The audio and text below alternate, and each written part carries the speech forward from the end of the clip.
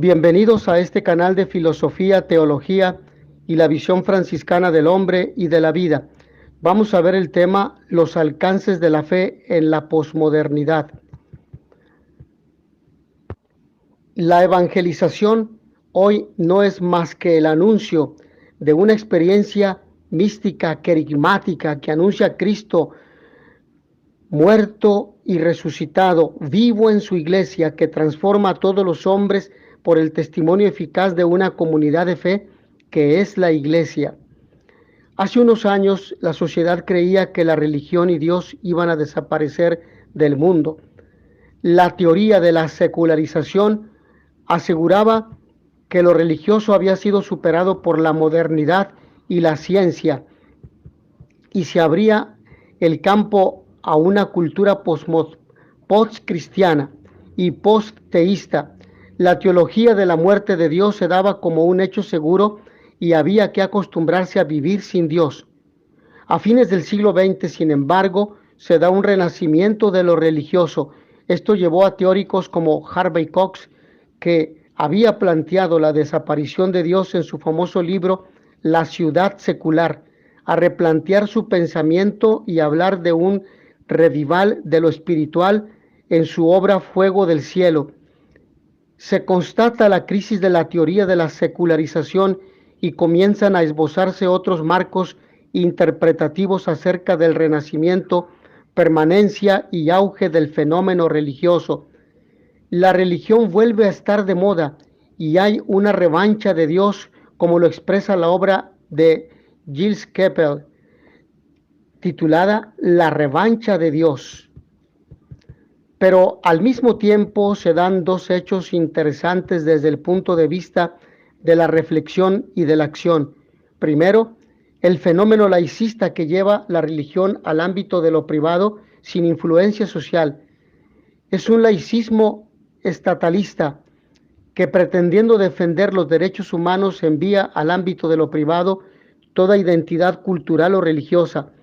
Esto está creando conflictos graves como la reivindicación de identidad, especialmente a partir de grupos fundamentalistas que pueden llegar al fanatismo, y ha hecho que la misma cristiandad se interrogue acerca de su función en la sociedad, si ésta quiere reducirla a las sacristías.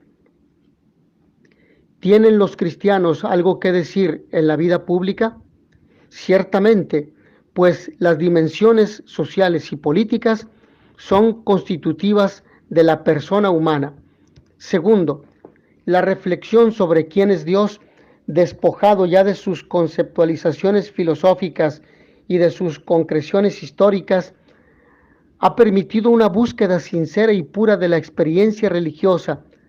Los maestros de la sospecha han colaborado en esta labor de purificación del Dios manejable y utilizable para acercarnos a lo que es verdaderamente Dios. Dios se sitúa más allá de las tenazas del concepto y de formulación histórica de la experiencia espiritual. Pero también hay problemas graves en la misma iglesia. La cultura posmoderna es una cultura fragmentada, pragmática, esteticista, capitalista. No reconoce una verdad absoluta ni valores absolutos. Todas las ideas y formas de pensar se consideran igualmente válidas y legítimas.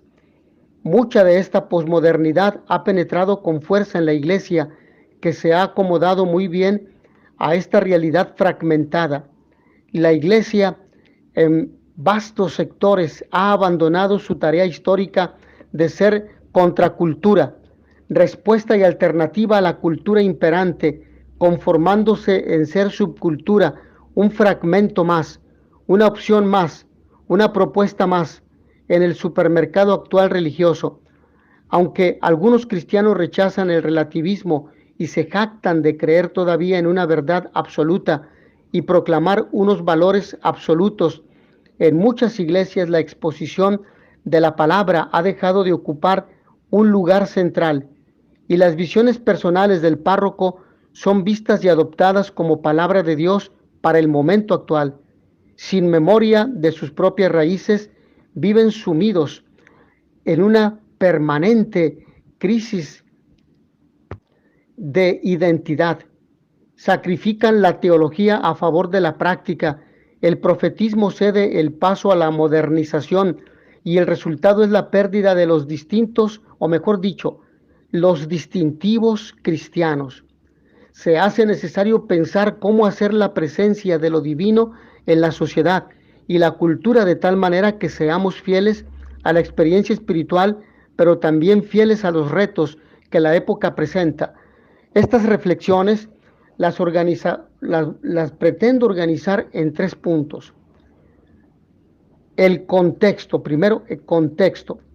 El comienzo del siglo XXI está marcado por unos elementos socioculturales como son la globalización general de la humanidad, no solo en lo económico, que va creando una nueva cultura, no metafísica, esteticista, individualista, una nueva relación política, conflicto entre nacionalismos y globalismos con tendencia a un gobierno mundial supranacional y una mayor conciencia del papel de la sociedad civil como guardiana de los derechos humanos, unas nuevas relaciones económicas, libre mercado con funciones mínimas del Estado Nacional.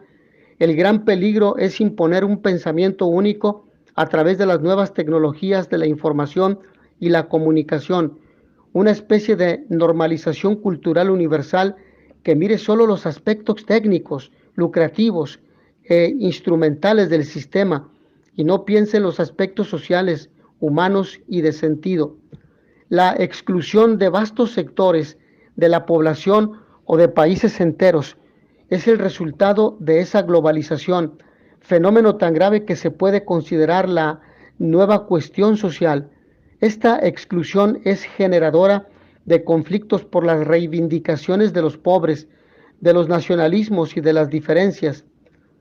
La imposición de un pensamiento único es resistida desde los reclamos de identidad, diferencia, nacionalismo o situación social.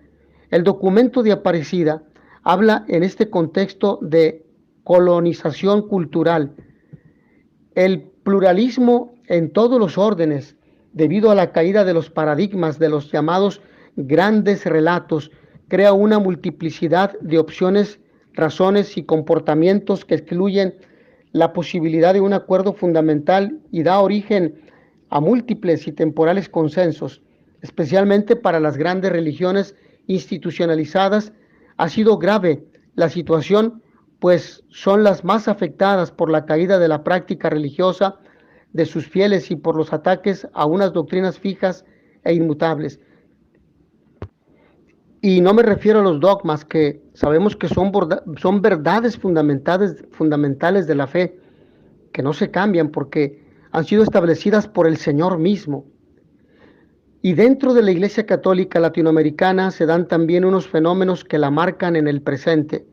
Un descenso en la pertenencia de sus fieles debido a varios factores, pero que especialmente se debe al abandono de su misión espiritual en aras de un compromiso social demasiado ideologizado, a una actitud secularizada en sus agentes y a una pastoral muy masiva y sobre todo que no logra encarnarse o inserirse en las realidades actuales, en las realidades de la sociedad actual.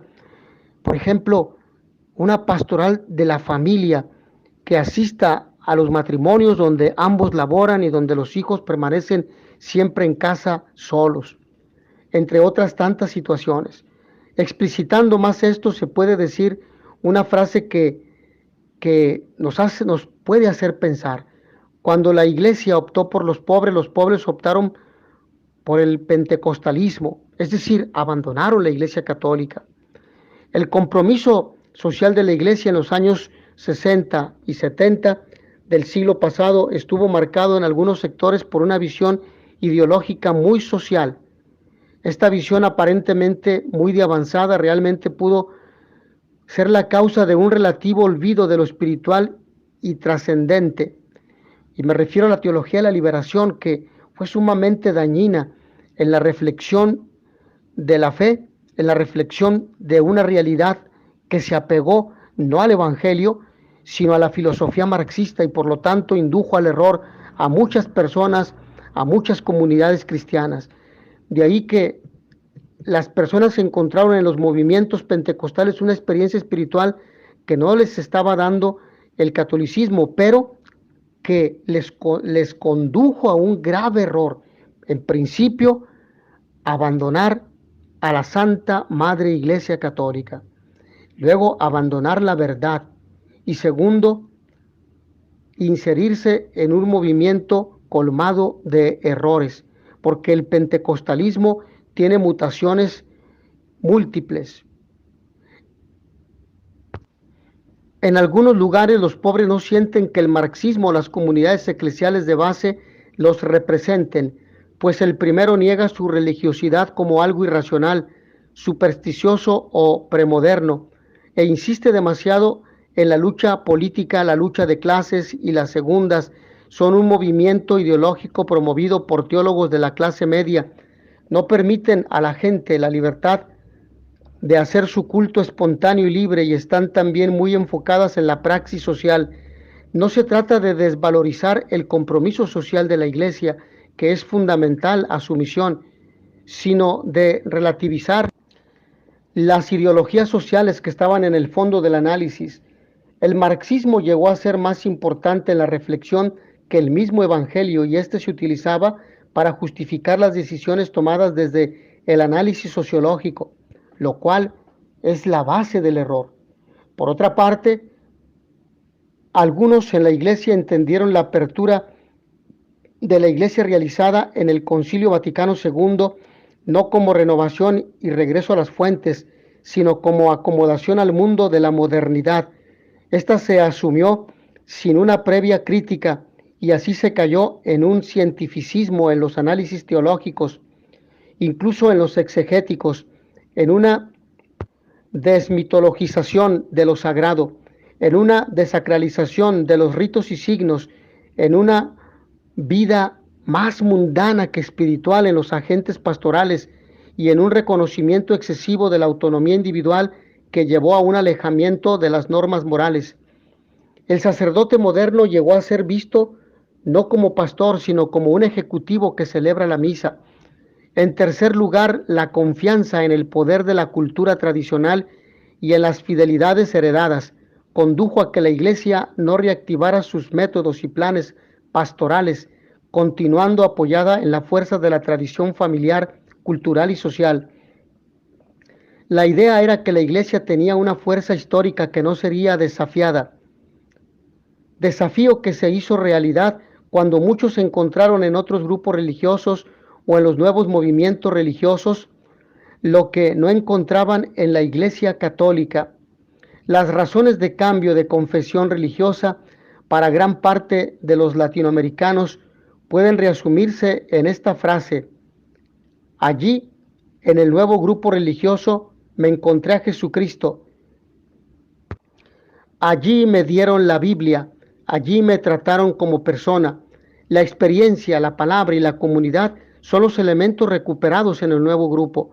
El énfasis en lo comunitario, lo emocional, lo experiencial y lo vivido son motivo para encontrar en otros grupos religiosos aspectos que se habían debilitado en el catolicismo. Un segundo gran aspecto que hace que la iglesia latinoamericana se ponga alerta es el campo del sentido de la vida y de la defensa de los derechos humanos en su aceptación más amplia. Allí estarían los compromisos sociales y éticos más importantes, donde la Iglesia debería estar presente. El problema es el método. ¿Cómo realizaría su misión sin tener que caer otra vez en el recurso fácil a las ideologías? ¿Cómo hacer el cambio social sin usar el método revolucionario? ¿Cómo, sin ser revolucionario, se puede aparecer del lado de los excluidos? Aquí se presenta un gran reto para la Iglesia latinoamericana, agravado por un hecho cultural de vastas proporciones: la crisis de la metafísica. Desde las denuncias hechas por los llamados maestros de la sospecha, Marx, Freud y Nietzsche, hasta los autores que ahora recogen las consecuencias de las críticas a la metafísica y que se agrupan en el denominado grupo posmoderno, se insiste en que no hay un mundo trascendente metafísico y que, por tanto, Dios ha muerto. parece no encontrarse fundamentado, o mejor dicho, fundamento sólido para Dios. Para el sentido, para la ética y el resultado obvio es la vida en un eterno presente de esteticismos agradables, de individualismo hedonista, de sensaciones pasajeras, sin compromisos de ninguna clase en el amor, en lo social, en lo político o en lo religioso, y de pronto la Iglesia, o mejor, el cristianismo en general, no parece tener las herramientas filosóficas para afrontar ese reto de la caída de la metafísica.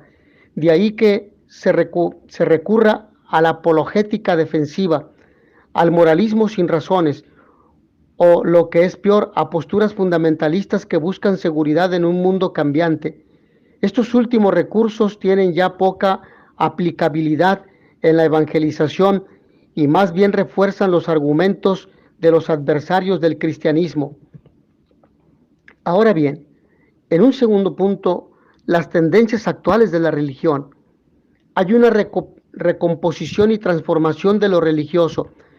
Esta recomposición es un proceso que implica una cierta desinstitucionalización de la religión oficial que se manifiesta en construcción, reconstrucción e invención de nuevas memorias colectivas que serían la base simbólica de unas nuevas líneas de creencia.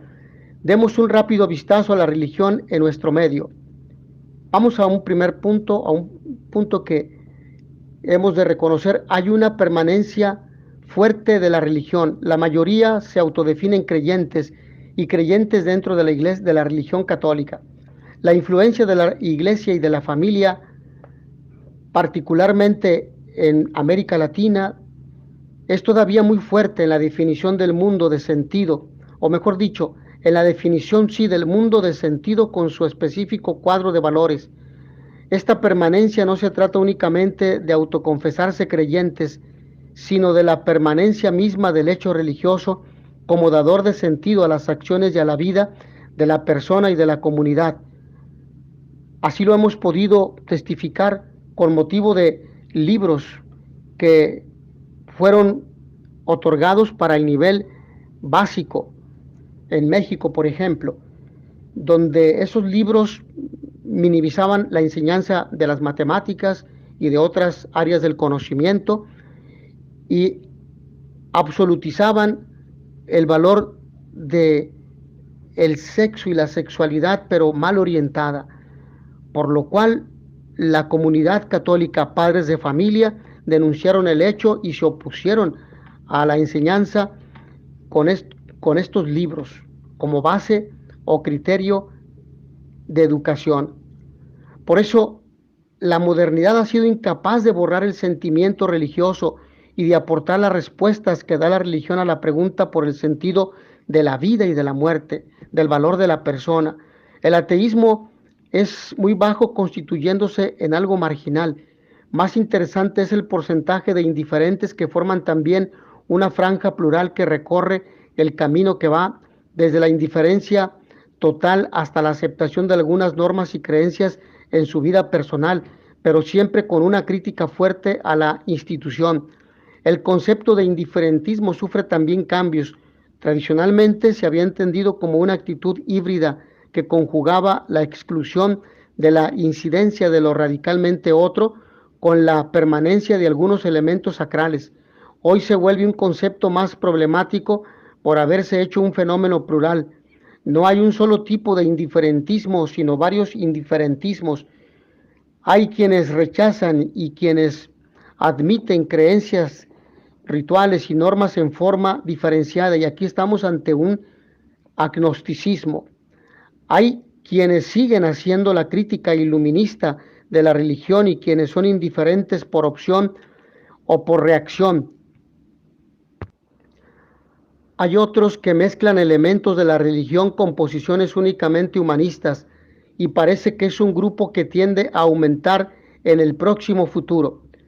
Un siguiente aspecto es que se va encontrando un pluralismo de opciones religiosas que va desde el polo fundamentalista hasta el polo de la completa desinstitucionalización del sentido en una religión light, pasando por las más diversas formas neorreligiosas Por ejemplo, nueva era, satanismo, nuevos movimientos religiosos, el pluralismo religioso constatado en la sociedad posmoderna puede deberse a diversas causas. Una de ellas es la crisis de la autoridad de la iglesia y de la familia, la pérdida de confianza en las fuentes tradicionales de autoridad y en la mayoría de las instituciones como tales ha provocado su diseminación y disgregación. Además, la aparición de nuevos líderes carismáticos ha acentuado y reforzado esa disgregación. Estos líderes proponen nuevas opciones y por su capacidad de conducción arrastran grupos numerosos que producen la innovación religiosa. Las carencias espirituales y personales no satisfechas por las religiones oficiales o institucionales, como sería el caso de la rigidez y el entumecimiento de las formas institucionales, el no sentirse integrado y tenido en cuenta como persona, el no tomar en su plenitud la experiencia vivida, el no dar la suficiente acogida a lo efectivo, lo emocional, etc. También se pueden descubrir como factores causales de esa pluralidad de formas religiosas, pero sobre todo hay una crisis de credibilidad en la Iglesia Católica por los problemas que han surgido recientemente, falta de testimonio, porque no se integran de forma debida a los laicos. La nueva era, por su parte, tiene una sutil red internacional de interacción social que explica la difusión de nuevas creencias a través de la estructura capilar de transmisión de las nuevas creencias que no se basan en dogmas, pueden atraer más por lo fascinante, misterioso, por las promesas de salud psicofísica y de experiencias nuevas y extraordinarias, ya que no por su absoluta credibilidad. En segundo lugar, la fuente de autoridad no es el sacerdote o el líder carismático, sino la figura híbrida del experto sabio maestro que se parece más a un consejero espiritual o a un psiquiatra que al ministro de un culto. Además, el participante no es pasivo, sino que participa activamente en experiencias profundas. En la sociedad tradicional había una socialización religiosa que dentro de la institución cristiana daba sentido a la totalidad de la vida. Las experiencias vividas por cada persona y las individualidades se sumergían por la socialización dada por la iglesia y la familia. Las crisis, o mejor dicho, la crisis viene no de la secularización, sino del pluralismo moderno, que conduce a la relativización total de los sistemas de valores, esquemas de interpretación socavando el conocimiento, la aceptación de todo lo dado, por supuesto, hasta de ese momento. Esto conlleva un proceso de elección personal e individual de elegir entre múltiples alternativas, proceso que produce la pluralidad religiosa, pues cada uno escoge o elige su parte de porción simbólica y la combina con otras porciones provenientes de otras o de otros caudales de sentido. Los medios de comunicación y la comunicación en general hacen circular todo ese capital simbólico estallado y fragmentado por toda la cultura. Es un acto casi heroico el realizado por el sujeto, pues se replantea y se reorienta su vida de una manera personal y no institucional. Por su parte, las instituciones religiosas entran en una crisis de función, pues su capital simbólico ya no es el único que dirige el actuar de los sujetos creyentes. Estos tratan de formar pequeños mundos de vida, de sentido, para dar seguridad a su existencia y generalmente se vinculan a grupos de religiosidad emocional y de tipo pentecostal. Hay una dispersión, hablando de un tercer elemento, de las creencias y de las normas morales. La religión católica no tiene el monopolio de lo religioso, sino que éste se ve como flotando y cada uno lo toma como le gusta o satisface. Así, ese capital simbólico flotante puede dar origen a muchas y diferentes posturas religiosas. La religiosidad es difusa y atipológica. En años anteriores, en términos globales, se podía decir qué creía y qué hacía un creyente. Vemos hoy que es muy difícil formar una categoría y tipología que acoja las múltiples formas religiosas. Hay católicos que se autodenominan así, pero sus creencias y comportamientos asimilan o practican creencias y comportamientos de otras fuentes simbólicas. Y lo mismo puede aseverarse de otros creyentes. Es como el estallido del capital simbólico en múltiples elementos que cada uno reconfigura y recompone. Hablamos de un supermercado religioso. Esa fragmentación de la coherencia doctrinal y moral produce una religión a la carta, como quien escoge su propio menú en un restaurante o arma su propio rompecabezas. Se presenta una menor aceptación de la mediación oficial y se da más espacio a la opción personal y a la elección libre. Baja la presión de los órganos de control tradicional, escuela, iglesia, ambiente geográfico, y en cada uno de manera personal hace su religión. La pérdida del monopolio ejercido por una sola religión produce una fluidificación de lo religioso que puede muy bien expresarse en lo que se llama la constelación de nuevos movimientos religiosos, que desembocará también en la nebulosa místico-esotérica de la sociedad contemporánea.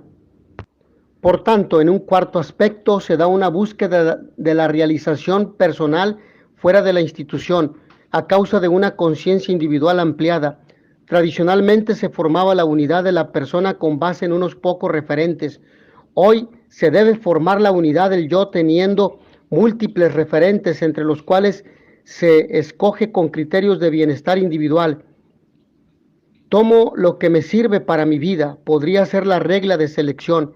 No quiere decir esto que se llegue a una perversión en la elección, pues es claro que existen parámetros morales: el bien del cuerpo, el crecimiento personal o social, el bienestar psíquico, la tranquilidad espiritual. Los rituales, los comportamientos morales se asumen no por obligación religiosa o tradición, sino por libre elección. El temor a un castigo desaparece para mirar más a la utilidad personal o espiritual y a ser el autor de la propia vida y destino. En cierta manera se va hacia una religiosidad con las siguientes características: voluntarismo, énfasis en la experiencia personal, lo afectivo y emocional, búsqueda de la utilidad de la religión y búsqueda de seguridad individual, bienestar y realización personal, fluidez para permanecer o abandonar, creer sin pertenecer, libertad para escoger las normas y las creencias, bajo compromiso social y empeño político. El número 226 del documento de Aparecida sintetiza así las acciones que se han de emprender para llegar realmente a la realización del proceso experiencia-testimonio. Hemos de reforzar en nuestra iglesia 4 ejes. Primero, la experiencia religiosa. En nuestra iglesia debemos ofrecer a todos nuestros fieles un encuentro personal con Jesucristo, una experiencia religiosa y profunda, intensa, un anuncio querigmático y el testimonio personal de los evangelizadores que lleve a una conversión personal y a un cambio de vida integral. Segundo, la vivencia comunitaria. Nuestros fieles buscan comunidades cristianas en donde sean acogidos fraternalmente y se sientan valorados, visibles y eclesialmente incluidos. Es necesario que nuestros fieles se sientan realmente miembros de una comunidad eclesial y corresponsables de su desarrollo. Eso permitirá un mayor compromiso y entrega en y por la iglesia. Tercero, la formación bíblico-doctrinal, junto con una fuerte experiencia religiosa y una destacada convivencia comunitaria. Nuestros fieles necesitan profundizar el conocimiento de la palabra de Dios y los contenidos de la fe, ya que es la única manera de madurar su experiencia religiosa. En este camino acentuadamente vivencial y comunitario, la formación doctrinal no se experimenta como un conocimiento teórico y frío, sino como una herramienta fundamental y necesaria en el crecimiento espiritual, personal y comunitario. Y cuarto aspecto, el compromiso misionero de toda la comunidad.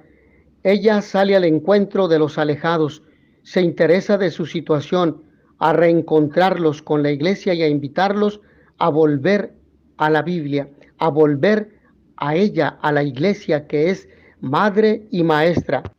Ahora bien, la mística del sacramento, que se basa en el abajamiento de Dios hacia nosotros, tiene otra dimensión de gran alcance y que lleva mucho más alto de lo que cualquier elevación mística del hombre podría alcanzar. Se entiende pues que el ágape se haya convertido también en un nombre de la Eucaristía. En ella el ágape de Dios nos llega corporalmente para seguir actuando en nosotros y por nosotros. Solo a partir de este fundamento cristológico sacramental se puede entender correctamente la enseñanza de Jesús sobre el amor. La Eucaristía como lugar místico es el momento en que se puede dar la experiencia del encuentro agápico y por tanto la experiencia de salir a testimoniar. La Eucaristía tiene en sí una estructura mística que no se puede desconocer.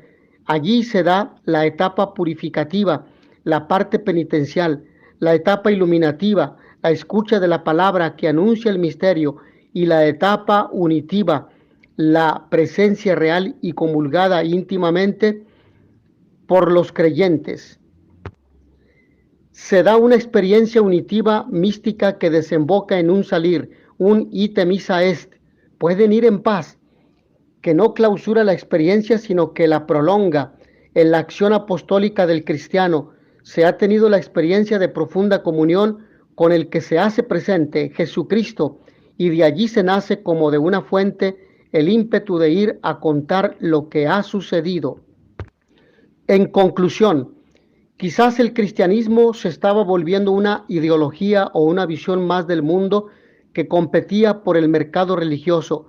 Heidegger, filósofo alemán, sitúa la caída del cristianismo precisamente en que, por volverse moderno y acomodarse a los tiempos nuevos, transforma su ideal de vida en una cosmovisión o una visión del mundo. Pero hablamos a partir de aquella visión cientificista, no de Concilio Vaticano II, que hace precisamente la perspectiva de respuesta al llamado que el Espíritu Santo hace a la iglesia, volverse al mundo, sin ser del mundo, para comunicar a Cristo, el Evangelio por excelencia, la buena noticia del Padre y sacramento que salva a la humanidad. La fe se vuelve algo subjetivo, una experiencia estética personal, y el vacío que deja se llena con estudios e investigaciones sobre el mito o sobre la historia de las religiones. Finalmente, el hombre creyente se constituye por la llamada de Dios anterior a todo. La esencia humana se da por la llamada y la respuesta a esa llamada.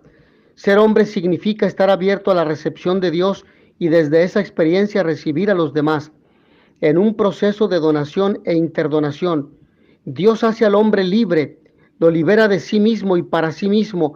La libertad no es encapsulamiento, pues la donación permanente de Dios constituye al hombre en un ser nuevo en cada momento de su vida. Dios lo abre a cada momento. Esa libertad no lo cierra, sino que lo abre en la donación del amor a los semejantes. Todos son llamados, cada uno recibe a Dios en un proceso de unidad, pluralidad, que no niega las diferencias, pues hace diferente a lo diferente. Es el proceso humilde del amor que no deja nada para sí, sino que se retira dándose y se dona ocultándose.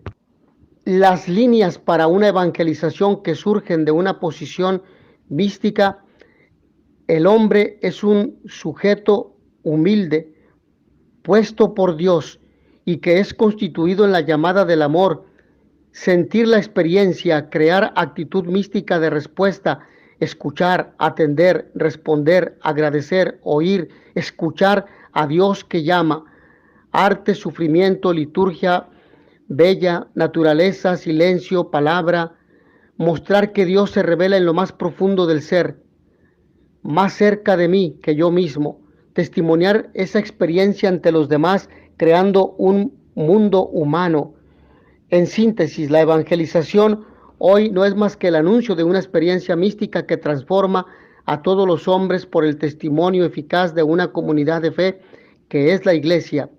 Agradezco a todos ustedes su amable atención y notitia veritatis proficere pax et bonum.